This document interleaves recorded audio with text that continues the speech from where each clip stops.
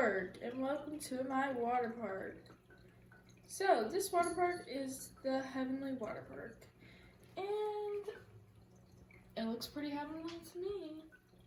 So, we have some pretty cool attractions, like we have some pretty cool water slides, and we have some good concessions, and we have a pretty cool lazy river, and a very large whirlpool. So, how I first started to make this water park, so I laid out an X and Y axis, and then I set points.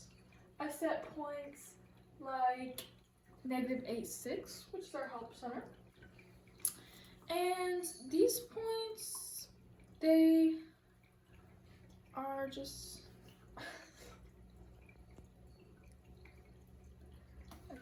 I set points like -8.6 and points like 6.8, which is our large whirlpool. By using ordered pairs, I could clearly see how far apart attractions were and determine logical places for walkways and other spaces. After mapping out the points, I used slope formula to calculate the slope between different attractions. For example, the walkway between the Help Center and Water Slide 1 has a slope based on the change of the y values divided by the x values. Using slope allowed me to design paths that were smooth and easy for guests to follow. Next, I also used midpoint formula to find halfway locations between each attractions. For example, the midpoint between the restrooms and the Water Slide 3 guided me on where to set a seating zone that there's no seating zone. I also used the midpoint formula to find halfway locations between attractions. This will help me know what is convenient for walkways and openings and stuff like that.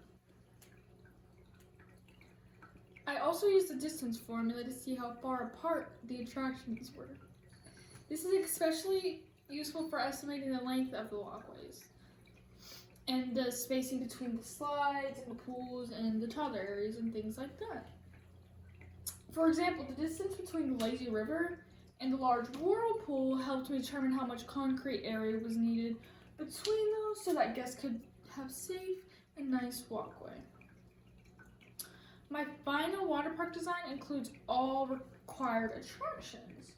We have 3 amazing water slides, we have a nice lazy river, we have some security here, a help desk, an awesome toddler area, concessions, a gift shop, a very nice large whirlpool, some restrooms, and yeah.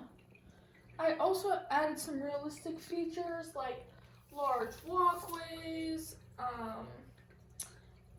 and each attraction is placed according to its coordinate points. All paths and distance were shaped by mathematical calculations I completed. In conclusion, using coordinate geometry... You got it.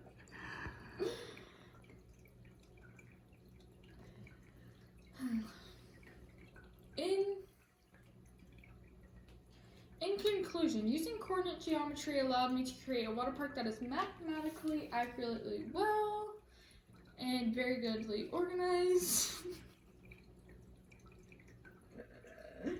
Okay, in conclusion, using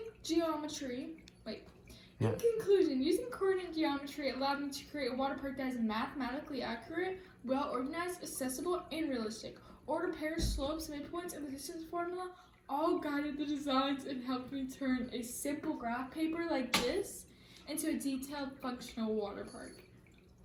Thank you for watching my presentation on the Heavenly Water Park.